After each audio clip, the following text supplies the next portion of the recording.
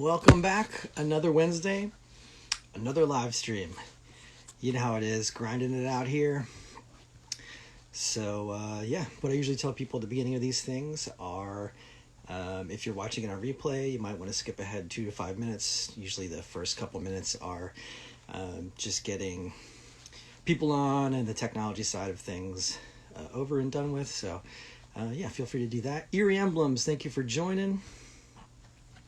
We'll get Resse on here in a second, and we'll get things started.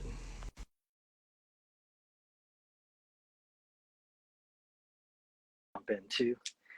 Got a lot of interesting and fun stuff to talk about, including our show this Saturday in Harrisburg. So hope if you are in the area that you will come and join us. We'll take it from there. Just want to also announce, well, I guess we'll announce it in a little bit, but we'll see how it goes. Eerie Emblems, how are you doing tonight? Angel Gable, thank you for joining. As always, the brains behind the operation.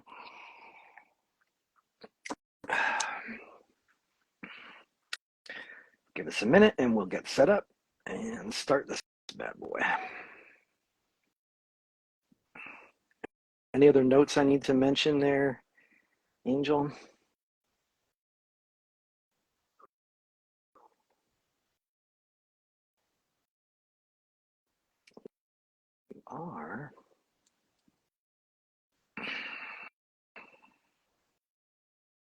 Let's see here, give me a moment.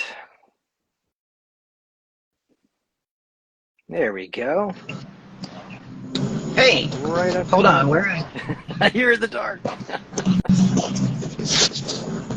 Bro, DY2447, thank you for joining. Hey, there I am. Look at that. There you are. There I am. All right. Angel says, like us on IG so we can stream more. Oh, yes. So we are so close to 1,000. I'm getting cut off here. We are so close to 1,000 followers that I think we can have some other streaming options if we get there. So we appreciate if you can help us do that at all.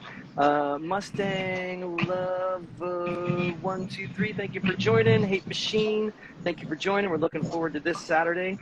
Hate Machine. Yeah, if you see anybody you want to shout out, go ahead. Or if they have any questions you want to read off, feel free. Let's see here. I will try to keep up. All right. There's Kari. I was hoping she'd jump in there. Hey, Kari, how you doing? Cool. We just got started, so hang out. Yes, and if you have any questions for Resse, you can pop them in the comments, and we will get to them.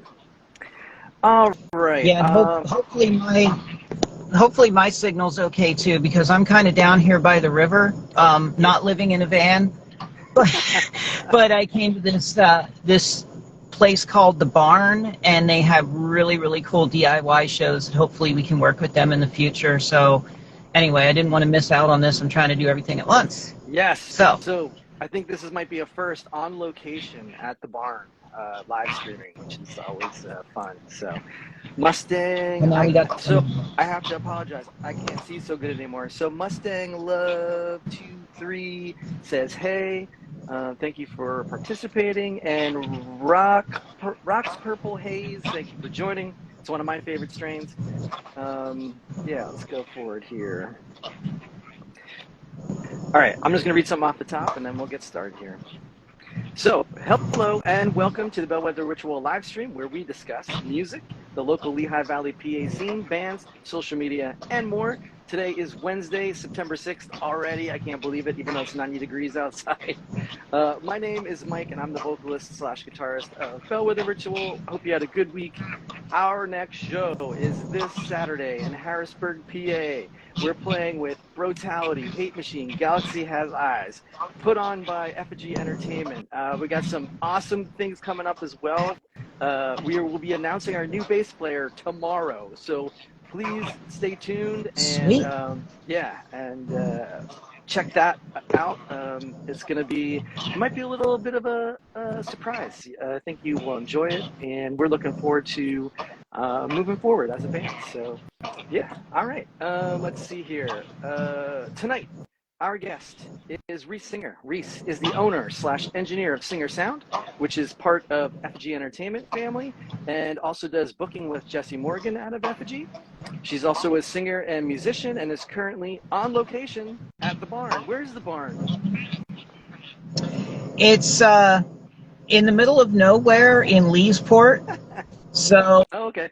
it's one of those. I honestly can't give you the address. I found it the first time, and now I just drive to it. Yeah. And it's one of those where when the bands, put on a show, that's always the DM for address sort of thing. So they keep the shows small until we get a hold of them, and so. But it's really cool. Tonight the headliner is Baghead, and I think Spetters is on right now, and then cool. Forgot the other one, Dog 8, something like that, and Beautiful Red Panda, super cool solo artist with all kinds of backing tracks, synth, guitar, really cool stuff. Very cool. We caught Spetters at the Ice House in Bethlehem and really dug them with Pale Fang. That was cool. Rocks Purple Haze says, "Hi, Resse. Brian Wagner, thank you for joining again. We appreciate that. Billman Photography, thank you for joining." Yeah, it's Craig Billman coming to us from up in Duncannon. All right. Very, very cool. We're glad to have you. All right. Let's see here. Well, obviously I gave you the introduction. Welcome. How are you tonight? I'm doing good. Yeah, it's been a nice warm day, and now things are cooling off, and and we can see a show. Yeah, pulling double duty. Thank you very much for doing that. I appreciate it. Is there anything you would like to plug right off the top? I mean, I know of a couple, but if there's anything else you'd like to feel free. Hey, you already plugged the HMAC show, so that's cool. This Saturday, 8 o'clock, the music starts. Doors open at 7. 15 at the door. If you didn't get your tickets, there's still time to jump on any of the Effigy site or any of the bands and get your advance tickets. It's going to be an amazing show. And if it's we threw out that one flyer. There's a male review doing a show upstairs. Oh yeah. So if the women weren't into the metal, that's fine. They can get a ticket and go upstairs, and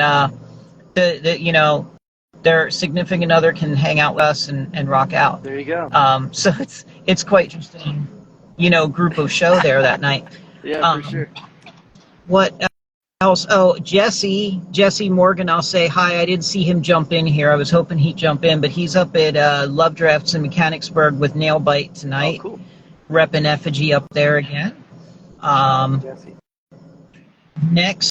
Next weekend, I'll just throw this one in quick. The 16th, Saturday the 16th, I will be doing sound, and Effigy will be cross-promoting for the Rock in the Ruins Festival, which is an outdoor punk festival. And again, I don't remember the exact address, but if you just look up the Ruins in Glen Rock, PA, you're going to be able to find that. And as far as I remember, it's free to the public to enter. There is food trucks and exhibits and vendors and all kinds of things going on. And it's been put together by the Stranger Things band and Seglock. So really, really cool people. It's all Central PA punk bands. So if you're in the South, or you feel like driving a little bit to the Southern York County area, come on out and join in the fun. So I feel like that, and I feel like the music scene in general is starting to pick back up, but especially in that area. And I'm sure it has a lot to do with all the work that you're putting in there with Effigy and Singer Sound as well. So thank you for all that. We try. I get really, really, really frustrated with the music scene in general, and I know you and Dave had talked about that. Dave from Chaos Guitars, had talked about that before the carnival, and he and I talk about this all the time. It is frustrating booking these days because of the economy being the way it is. Yeah. And we work around it. We try to do things. Attendance at shows is not what it used to be. I don't know how people are making a go of it at these huge concerts like at her and stuff, because I see that, local scene, it's just rough for people, for the average person right now, to be able to get out there and do everything that they want to do. And that really sucks. We try to keep everything within a decent budget. I get in arguments with venues over the fact that they have extra charges and things, and I'm like, no, I'm just not going to do a show with you if that's the case, because that's not what we're about. We're about the music 100% and helping the bands get to where they want to be. So Yes. And I don't know if I ever got a chance to thank you for running sound at Carnival of Chaos 2 or 3 weeks ago.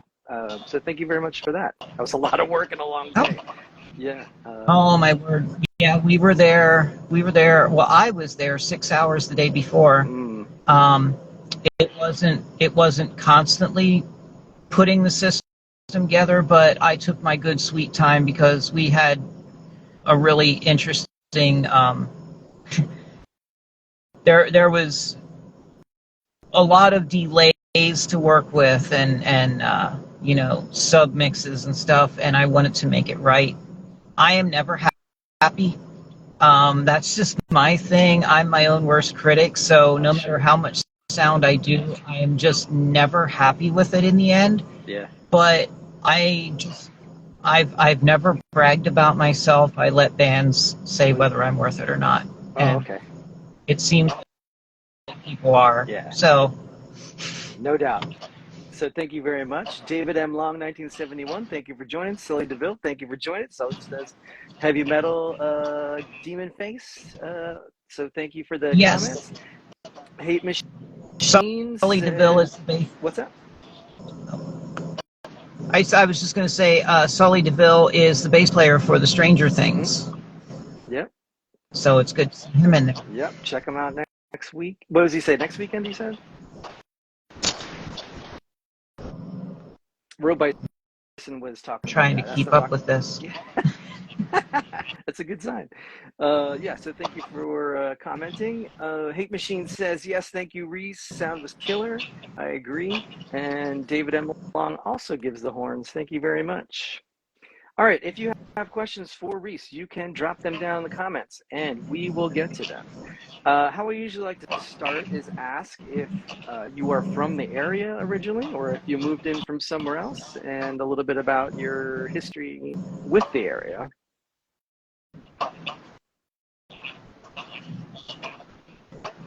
So Earl County is where I was born and raised. I giggle when people from out of state try to start talking about Amish or Mennonite, because I lived in the middle of every possible form that there was. Mm-hmm. And so it's, I came from a very conservative family and was never let to have the fun that I really would have wanted to. When I finally discovered music and making it on my own, that was kind of like a light bulb going off and a revelation for me to be involved in all this. I moved to Lebanon, Myerstown in 2001, and at the same time I was moving there, I got involved in starting a bluegrass band, believe it or not, called Heart and Soul Bluegrass. And we played all over PA, Jersey, Maryland. We were on the Wind Gap Bluegrass Festival at least 3 years in a row. I kind of think it was 4, but I lost track until I go back and look at all the information. So that was my thing. And I, of course, run sound for that band, too, when we did our own shows, which we did a lot of. So very cool. Cool. So you hit on something there. I just want to see, was there a specific song or person or, I don't know, situation that initially got you into music? Not really. like, it was kind of weird. My mom sang in church all the time, like she did solo, but she couldn't follow music. It was really weird. She didn't have timing, but she had a great voice. My brother and I, when we were, preteens, like, 11, 12, we had decided to start playing around with the guitar. And that it just kind of went from there. And like I said, but coming from a really conservative home, there was a very limited amount of things that I could do. It was only after I was 20 and out of the house and doing my own thing that stuff really went, open for me, and I got to do what I wanted to do. I'm not a professional musician either. I hold on to a guitar and I make sound come out of it, and I have fun. And I've given up on the band thing. I just want to do solo stuff every now and then. So I haven't done too many shows of my own lately because I'm just so busy with the booking and sound. So, but I do want to get out there again eventually. Very cool. 21, thank you for joining. Let's see here. How did Singer Sound and Effigy start? Like, where did that begin? Okay, that's a story for you. So pre-COVID, I was working with Scott Church out of Lebanon. He was having his first Friday shows in the garage at his studio. So actually, we were involved at that point. Nick Myers from 717 was actually bringing the bands in, and I joined up with him to start doing sound for this. And it was, funny because I started with my acoustic system that I had for quite a while, and then started building it and building it and building it as we went. COVID hit. And we couldn't, they in the middle of COVID, they changed noise ordinances in town, and we couldn't do anything in the garage anymore. We wanted to because people could have parked in the parking lot and separated themselves and heard these bands, but they wouldn't let us do it. So after the lockdown, we got the bright idea. We already had an art gallery space in the front of the building that we were doing acoustic things in. So Scott and I got together and decided it's time to make that space more. And it actually started with the very first Carnival of Chaos. That was the first big show, so to speak, that was in that room. The sound system wasn't ready for it. I wasn't ready for it as an engineer. This was all new stuff to me, and Dave was just like, oh, don't worry about it. We'll be fine. We'll be fine. And he kept me calm through the whole thing, and it was a fun show. And it started off an interesting run because the second major show was Emily's Toy Box. Oh, cool. And then we started having, we had them there. And then we started doing some EDM nights too. So it wasn't set to one genre. It was whatever we could get through the door, and we wanted to hit every crowd. Over time, it became known kind of as the metal church because it was punk and metal bands couldn't get hired at these other venues. And, there's 2,000 of them in central PA. So they were all calling us to like, hey, we want to come and do a show. And we didn't have huge overhead, so we could do that then. And we gave space for shows to some amazing bands. Like Nailbite had their first real show in front of an adult crowd in that room, and look where they are now. We had The Source from Colorado was there twice. We had Big Gorgeous, who we just worked with 2 weeks ago. They were there last fall. Man, I forget so many names that when they come walking in the door and told me what they needed, I'm like, I don't think this analog sound system can do this. And I would often redline things and make it work. And we always had a good show and always had fun.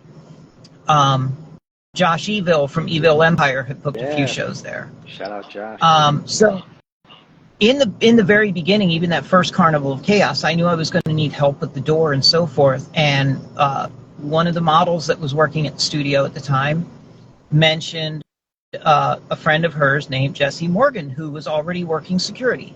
And she's like, I can have him come over and be security at the door and so forth. I'm like, great, sounds good. This guy walked in, nicest person on the face of the earth, and he never left. And I couldn't be happier with who I get to work with. And without Jesse, Effigy would not have happened. So the church went for, I'm trying to think. The show was summer of 21, I believe it was. And you know what? I'd have to look at those flyers again. I swear we had one in 2020, but I can't remember. So either way, it went for a total, it was a little over 2 years that the church was going. Conflicts arose summer of 2022. Jesse and I were not comfortable anymore with some of the things that were going on in the building. And we both decided it's time for us to depart and go our separate ways. So, I mean, separate ways together, but leaving the church. Before we ever left, he came up with a concept and a logo and everything. It's like, because he designed all the flyers, he was on this all the time. And he had the whole thing ready to go. And I'm like, holy crap, that means I got to start thinking about this. So we left a venue and went right in full bore. It wasn't like we were booking shows and stuff right off the top, but there really was no downtime. And I was questioning whether any of it would work. We both were, but the theory was, let's do it. If it works, great. If it doesn't, well, at least we tried. That's right. Here we are, almost a year later, and our name is so far and wide. I could have never in a million years imagined this. And soon into it, I'll just throw this yet, soon into it, Matt Robinson of the Robison, who just checked in there. Yes, he did. He was just finishing his studio to start the Tempo podcast on Twitch.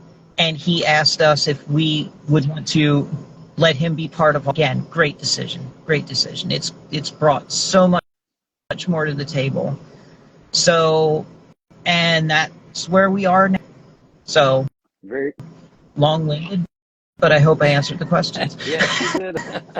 Yeah, shout out to Robison. Thank you for joining. He was on the live stream a couple weeks ago. You can go check that out, and he can give you the down low on all that stuff. Angel Gable has a question. What can bands do to make your job easier as a booker or sound engineer? Thank you, Angel. I keep touching my screen and it's all over the place. I apologize. That's okay. So one of the biggest things, another thing that Dave from Hate Machine and I discuss a lot, is bands need to know how to sell themselves. We I mean, it sounds funny, but it's not. Your band and your sound is a product. And if nobody knows about your product, they're not going to come and buy it. And I hate to say getting a ticket to a show is supposed to be fun, but it is. It's a product. That's the way we have to think about it as promoters. Biggest one is reply to your freaking messages. My God, just I cannot tell you how many bands email us and message us multiple times on all the different pages, and then finally I will send them a message back and say, hey, I know we haven't been getting back to you much because we didn't have a spot now I got a spot that I'd like to put you on. And crickets. No response at all. So we go ahead and then they reply a week later and it's like, oh, hey, yeah, thanks for thinking of us. We can definitely do that show. And I'm like, sorry, you lost it. Yeah. So respond, be active, sell yourself. And then once the show is booked, don't stop responding. We make group chats for a reason. Carnival of Chaos was a great example. Everybody was in there and active and getting the details taken care of. And that was great. That's what you need to do. If you're not going to communicate and you're not going to sell yourself to the public, then I understand doing music for fun. That's what I do. When I play myself, I don't really care about the pay, but then don't cry when there is no pay. You know, because if people, I don't want to get really bitchy about it, but if people realize what it costs a promoter to put on a show at a bar venue like HMAC or Love Drifts or any of them, there is, we have to pay. If I'm not doing sound, we have to pay the sound engineer. We have to pay the staff. We have to pay for the room. Now I pay insurance for my sound business because there's so much stuff going out, and to get one person trips over a cord, it's all over, and I don't want that. New bands just don't think about that, and they're like, oh yeah, well, it's a working bar. They should be able to pay people. Well, if you went to your day job and didn't do anything all day, would you expect paid? Hey, I know some people that do that. Well, yeah, I've worked with a lot of them. But it's just so, anyway, that's just my little soapbox on what bands can do to help out. Like, do your work. Join in. It's not just the venue's job. It's not just the promoter's job. If you want people there, bring people there. So. Good tips. I'm always mind blown. It's like basic business. I used to fall into this category too. I was like, I'll just focus on the music, and the music will be so amazing that people won't be able to do anything but fall in love with it and purchase it and come to the shows and all that stuff. But really over the years, and especially this live stream, has really taught me, like, that's really low on the list. It is, like Dave always says, it's from Chaos and Hate Machine, it's all about the community and making connections. And like you were saying, communicating well with others and working well with others, together with others. It just, the music, it's not an afterthought, but it's definitely not as high up as you might think. So. Oh, definitely. Right. Yeah, go ahead. No, I was just agreeing. It's like there are bands out there that don't have to do as much promotion because they've written stuff that's just totally out there and it's different from everything else, and you're going to remember it. But I have no idea how many metal bands we are at in Pennsylvania at this point. I'm sure. But there is so many that every show, every weekend could have 20 bands and still not book them all. Yeah. So you got to be really above and beyond to sell more than the next person in the next venue, and that's not easy anymore. Agreed. Billman Photography says, you did great at the studio. Thank you for commenting. Thank you. Dave from Hate Machine says, Brutality was here for Carnival of Chaos too. Cool. Dave, yes. I just sent you Adam to replace his nut on his acoustic guitar. I heard that you're going to do it for him, so thank you for doing that.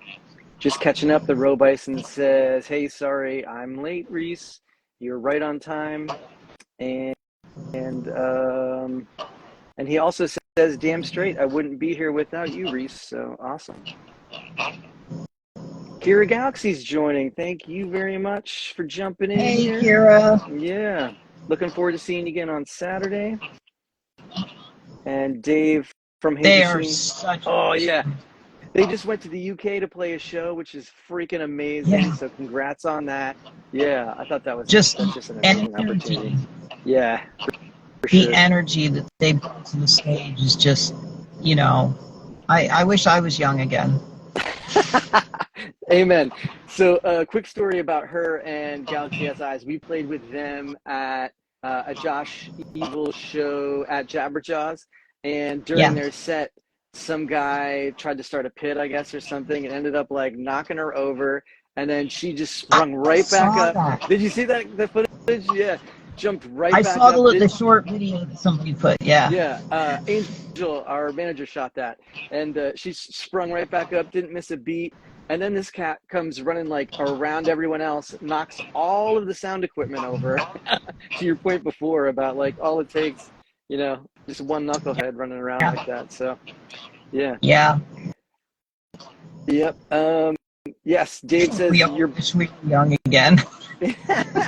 Yeah, I would still be lying on the floor, I'm sure.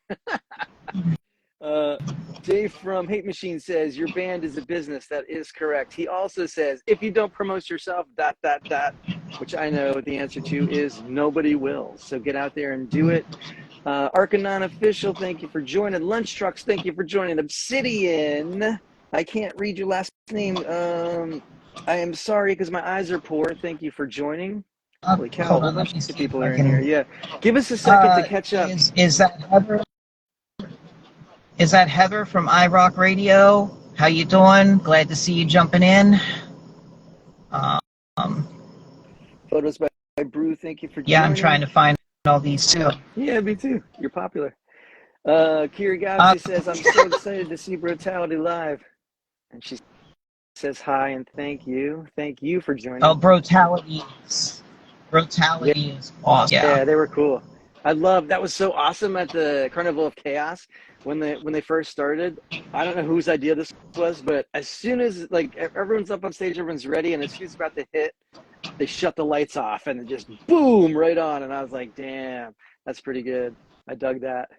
I'm pretty sure Dave had his hand on the switch, but not sure. But yeah, it was great. It was. I loved everything about that day, honestly. And it was a lot of fun. So bravo, Dave, for that. And then Ro Bison says, Brutality is the show. The whole gig Saturday is going to be top tier energy. Yes, thank you. And we all wish we were young again. That is the truth. Yeah, iRock Radio, thank you for joining. Ro Bison says, I will promote you, LOL. Thank you. And only so much, though. Josh Burke, thank you for joining. It's good to see you. He's putting on 11 Fest in Bethlehem at the Bethlehem Public Library, believe it or not, on November 11th. So we're looking forward to being a part of that as well. And Kira Galaxy says, being a single mom, I never get the chance to go out and see shows on my own. So it's so much fun dancing and watching all those amazing bands perform. Thank you for your comments. If you have any more questions for Resse, or you just want to comment on anything we're discussing, please feel free to drop them in there. All right, so how did singer sound become a thing? Are you just the one who was like, I'll figure it out and do it and like get the tech together? Because I feel like that's a lot of where my background comes from. It's like, I don't know how, but I will give it hell and figure it out. And then before you know it, you're really good at it. Well, that's something that. Well, I appreciate that because I question we said that before, I question myself all the time. And yeah, not every show goes perfect, but there's a lot of parameters that, are involved in that. Saturday night in DC, we were at this small room and second floor. It was just, there were so many angles and obstructions and everything else, and the band was in a corner, and anytime you put a band in a corner, off the top starts messing with things. Oh yeah. And it was, I had this low end I couldn't get rid of all night, and it was me, but everybody had a great time. It was a great show. So you come home, you learn from it, and forget it from there.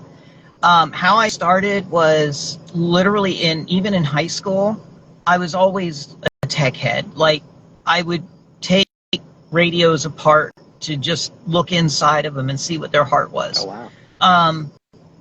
Studied on, like, I never actually went to an engineering course or an electronics course. I studied out of, maybe you're old enough to remember Radio Shack.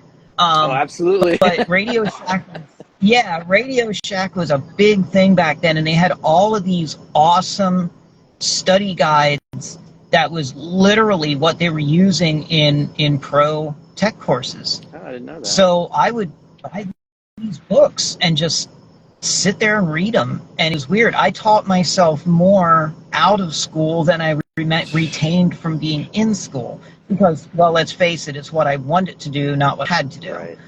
And so then it was just, as I started working and gaining my own money, I was some cheesy equipment and start playing around with it and make it scream to know why it did. And it's, that it was all hands-on. Then when I got into a working band, the lead singer had an old PV system but had no clue how to make it do what it should. So I ended up doing sound for that band, and then we outgrew that mixer, so I bought a bigger one. And then we got bigger shows, so we had to buy bigger speakers, and then we got bigger shows and I had to buy processors, and it was building as we went. I left that band in 2010, and there was a lot of changes in my life at that point, including divorce and everything else. A few years later, I lost everything, including the house. I sold off every piece of equipment other than my guitar and my mandolin, thinking I was never going to be involved in it again. And here we are now. I had built the whole system at the church, but it was analog. So that meant that there was a whole lot more pieces to drag along if we took it somewhere else, so I never moved it. When I left there, I decided it was time to make the leap into digital because that's what everyone's doing. Yep. I'm definitely glad I did, but at the same time, now I have to go backwards and relearn all the terms because there's things in digital aren't called exactly the same as they are in analog. Yeah. So my little brain has to relearn everything, and basically that's what I do with at least 3 of my evenings out of a week. I am studying to learn more and more and more, and every time I think I'm okay, another piece of equipment comes out and I'm like, crap. And it never ends. And now I'm like a kid in a candy store. Don't ever let me get on the Sweetwater site. It's bad. It's bad news. I'm really hooked on American Musical Supply now because they have the good financing options.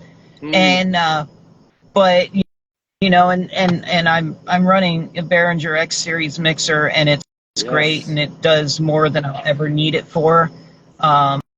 Eventually I'll expand it to 32 channels just to help myself, but then 2 days ago for the new CQ series, Allen and Heath, and I'm like, oh crap, here we go again. That, yeah. Because it's a big red lollipop to me. It's just amazing what it will do. And like, for instance, the show on Saturday night, I had very, very, very short setup time. And these things, like, you can hit a couple buttons and it just sound checks the room for you. Oh, yeah. So it's, the X32 has a lot of bells and whistles like that too. But sometimes it's nice to be lazy if especially if you're not getting paid much. Yeah. You don't want to waste a lot of time, but I use what I got at this point in time, and I don't want to get into doing major festivals and whole community carnival things or anything like that. I love the small music scene. I love helping local bands. I love keeping this whole thing on a budget so that people can have good sound for even DIY shows. I think that's something that's very important, and not enough people have done that. Anyone can own sound equipment, but is it going to be the right sound equipment? Is it going to be handled right? So. Yep. Well, we appreciate it. Thank you very much. The Robison has a couple comments here I just want to read off. I love my X-Air 18, and the presets are amazing. He has a question here. What hertz do you set your low cut and your high cut? Get nerdy. I love it. So I'm not sure if he means on the mains or on each mic. As far as a microphone is concerned, like primarily for instruments, I don't cut a lot. I will take off to like 60 for the guitars just to keep that bottom end from rolling over. Okay. Vocals. I usually go a little higher. Vocals. Well, Mains. I mean, it depends on the show and the stage. No, I'm notorious for cutting too much bass out, so don't ask me. Okay. I'm notorious for leaving too much in. Okay. So, but for vocals, like usually you end up at 70, 75 if it's a good solid male vocal. Females, of course, you can cut off much higher than that because they don't have the resonance in the bottom. And then there's other times when it really just I never got caught up in lights and meters and direct numbers.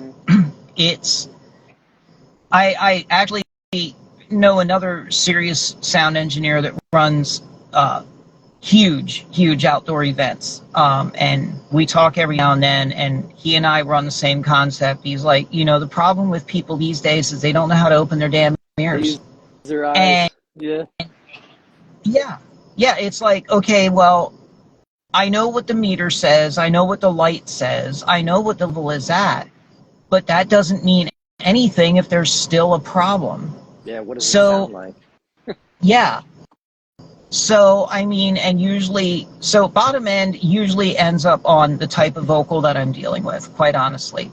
And often the kind of microphone I'm dealing with, because, I run Sennheiser, everybody else loves SM57s, or 58s, I mean. It's charged, but I used your Sennheiser and I dug it. Yeah, it was cool. That was the first time I tried one. Yeah, so I go for, like, I really like super cardioid mics so that they make less work for me in the feedback department. SM58s are great. They bring in a lot more sound. Like, you don't have to have a gain up nearly as far for a 58. But then there's some other things about the tone of them that I just feel like I'd like to spend more money and go Sennheiser, as I've always been. So, and again, there's the other thing. Different vocalists will use a different microphone. I worked with a band at West York that the female lead singer came in with a wireless E945 Sennheiser, and I wanted to hug her because she could just run all over the room, and I didn't have to work because, I mean, not that I didn't want to work, I'm just saying that the microphone itself did so much of the anti-feedback thing. So it's the little things. Like, I don't think there is a constant. As far as the main system, I'm usually running a submix, usually at 100. The place we were at on Saturday, they had theirs set at 180, and I could tell. It was, like I said, I had a low-end feedback that I just couldn't get rid of, and I'm 99% sure it was this huge 18-inch sub sitting in the corner picking up all the stuff that it shouldn't. And I turned it down, like I low-passed it on the mixer itself, but it's still, there was something going on that I couldn't control. So you'll have those days. Yes. So. Yes, I started with a 58 and then moved to the 58. I think it's a 58B, which is the super cardioid, because I had the same problem with all the feedback. Yeah, but I've been interested. I just never had the opportunity to try a Sennheiser until Carnival of Chaos, so that was pretty awesome. Kira Galaxy says, "You are such a gem, Art." So thank you, Kira. Yeah. I don't know which one of us she means, but whatever. Hey. Yeah. Jim Ropel, thank you for joining. The Roe Bison has a laughing, crying emoji and also says true that. We're going to get super nerdy, which I love. The Roe Bison says, I use Sennheisers for guitars. And what is this? Well, I don't know what a Shire is. What's a Shire for vocals? Oh, he probably meant Shure. I think he has all Shure. Sure, yeah. I was like, is this something I don't know about? I got to learn about? But Shure's for vocals. Yeah, that makes sense. And Yeah, Roe I Bison think says, love because this that's combo. Yeah. You're right, though. There is like a more like mid-range or bottom end to, and I think the grunge, like the 90s grunge movement really helped push the SM58 forward because that's pretty much all anyone used for that. And they had that, everyone kind of stopped singing higher and used their lower register. And I don't know, probably played into it a little bit. And don't get me wrong. I mean, I have no problem using a 58 at any point in time. I know what to do with them, and it is what it is. I just don't feel like spending my money on them. Sure. I've dropped plenty of them too, and they're like built like a tank, so you never have to worry about that either. Yeah. Let's see. Roe Bison says, "Love this convo. Thank you." All right. So he just went off. So I'm just going to read through a whole bunch of his stuff. Wish there was a way. Wish there. That's way higher than I thought. Okay, cool. Obviously, you, Reese, that is correct. Sure, he has the fat fingers. And let's see, what else? SM58's a great mic for any dirty singing. Okay, so yeah, I'm kind of a noob when it comes to that sort of gear, so I'm always trying to see what everyone's working with and what they enjoy and why, so very cool. All right, what else? You want to talk a little bit about your music and songwriting a little bit? Yeah, like what style are you into when you are playing and singing, and how? Just talk a little bit maybe about. Do you write as well? I actually don't. I have attempted songwriting and it just didn't happen. It's kind of weird. I can come up with an interesting tune in my head when I'm just driving down the road, and then I forget to hum it into something that it's recorded, and I forget about it. And I've written some poems that people were just like, "Holy shit! That's really, really good. You should put some music to that." And then I'll sit down and I'll try to put music to the poem I wrote, and it just doesn't happen. Mm-hmm. So I don't. My own thing is I do indie folk stuff and some classic rock, like Stevie Nicks, James Taylor, and no, I don't do it like everybody else does, and I don't do it like the originals because I'm just not that good. But I have fun, and my thing has always been vocals. Like I will get much more annoyed about a vocal than I will a musician, an actual instrument. So usually for me, it's me and a guitar and a vocal pedal, because I refuse to go out and sing without harmonies. It's just I can't do it anymore. Okay. And that's the whole setup. I actually have the Electro Harmonics voice box. Okay. And it doesn't do everything I want. I would like to have the Boss VE2. I would really, because the problem with the voice box is you do need an instrument signal going in. So if you don't have a proper instrument signal going in to trigger it, then it's going to just send your vocal wherever it wants. The Boss, and I'm not sure, there was I'm losing the other brand name in my head now, but the Boss VE2, I know for that one, you can set it to the key that you're singing in, and then it will automatically adapt even if there's no instruments. Wow. So you can start a song a cappella, or do an a cappella spot in the middle of it and so forth, and it'll still follow. Mm-hmm. So I'm not sure which one Sarah Ritt from and also by, she has a really cool one because she just sings, she doesn't play an instrument, and it does everything amazingly.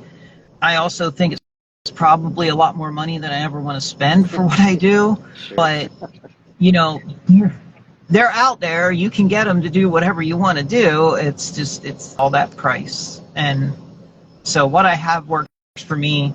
I'm fine with it at this point. So I always find like that's the most important thing because I always suffer from like option paralysis and like I have to compare absolutely everything and say, well, what's going to be the best for me? And then I end up buying shit anyway that I don't use, and it's just like, oh man.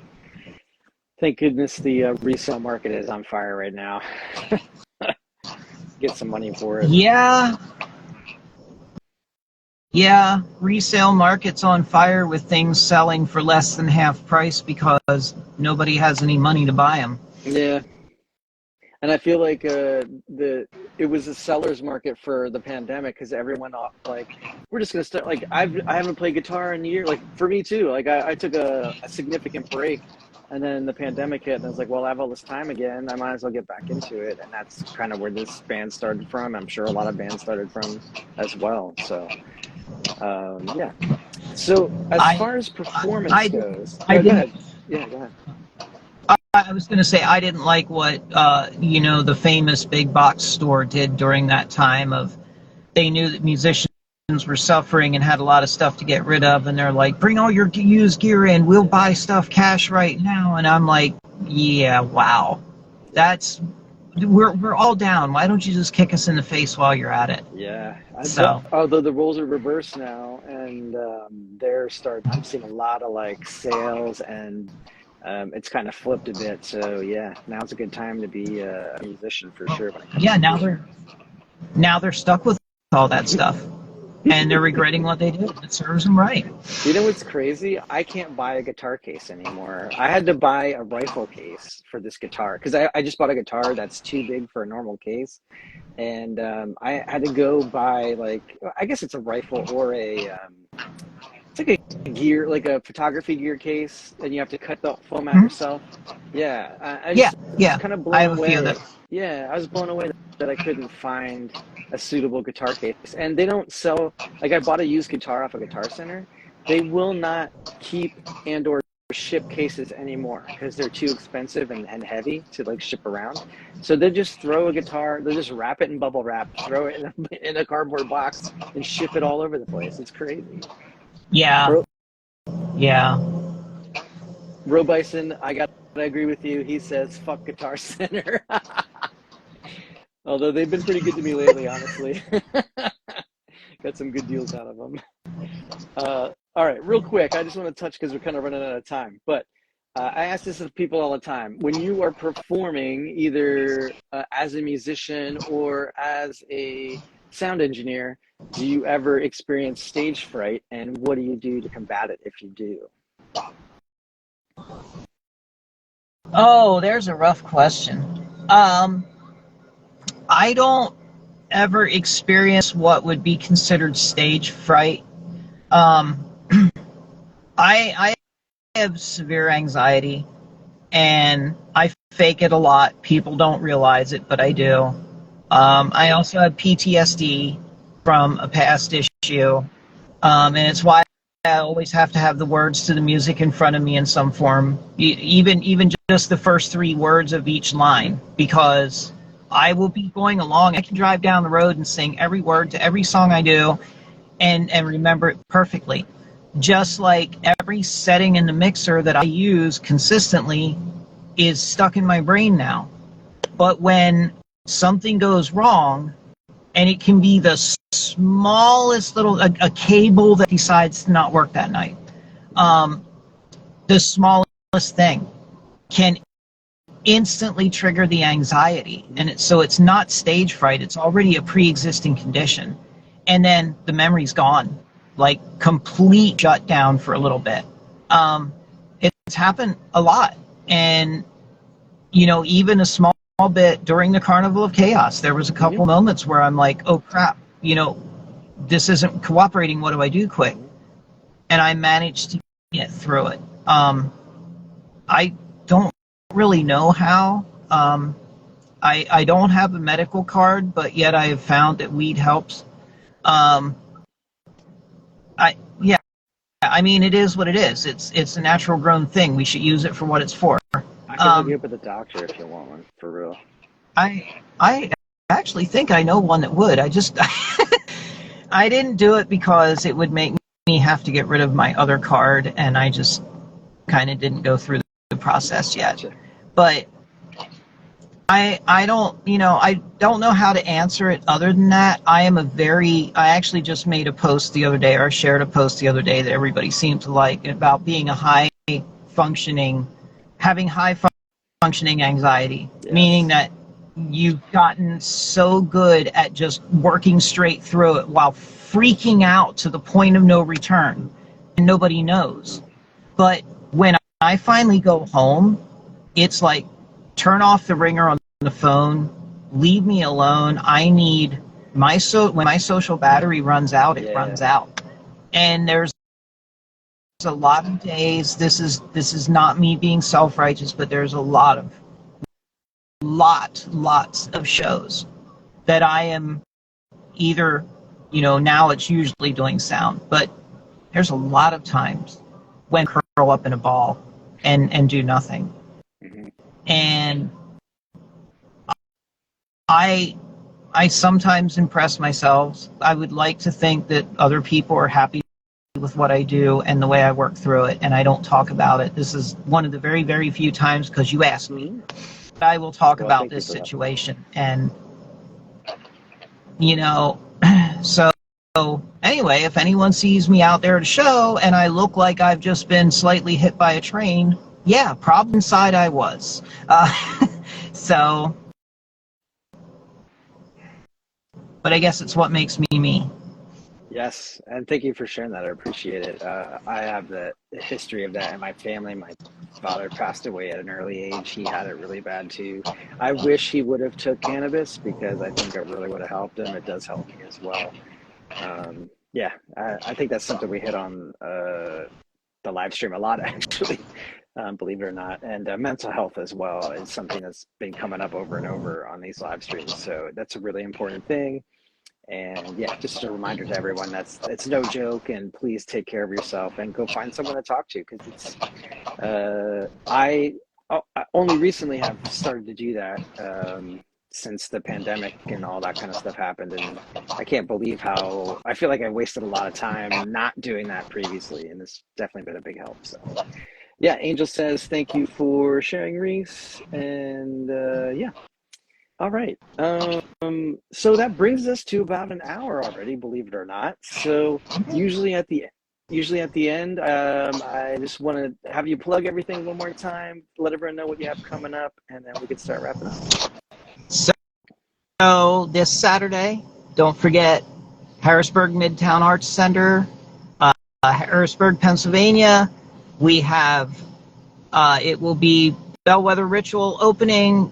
Get The Galaxy Has Eyes, Hate Machine, and Brutality is headlining, which is also a band that does a lot with mental health issues, by the way, which is why I like them. Cool. So that starts, doors open at 7, show starts at 8, it's 15 at the door. And then next weekend we have the Rock in the Ruins in Glen Rock, PA. So there's information all over the Effigy pages. On Facebook, it's Effigy Entertainment PA. On Instagram, it's Effigy_entertainment. You can find me on Instagram at rswigert70. Jesse's on there, the JMO12. You'll find all of us. Just if you search Effigy, there is one other Effigy Entertainment out of California, but they only do movies. So if you see something about movies, the wrong one. But yeah, we can't be missed online. And you can find even Linktree. It's Effigy and PA on Linktree. You can find all our information. We have cool cards with a, oops, I got to hold it the right way, with a scan code. So, you can get us on Linktree and all that. Follow the pages, follow the bands, support live local music, like I'm about to as soon as we're done with this. So we'll let you get back to it. Resse Singer, thank you so much for coming on. We had a great turnout today, a lot of good questions, and we hit on a lot of really interesting subjects. So thank you so much. And yeah, get back to the show and have fun. And I will see you. Well, we'll all see you Saturday, and looking forward to it. So thank you so much Yes. for jumping on here, and yeah, we appreciate it. Thank you. And thank you to Have a all. great night. Yeah, and thank you to all who jumped in here and commented and helped us out. So yes, and Angel says well said. So yes, thank you very much, and we'll see you soon. All right. Thank you. Have a good night. Bye bye. You too. Bye.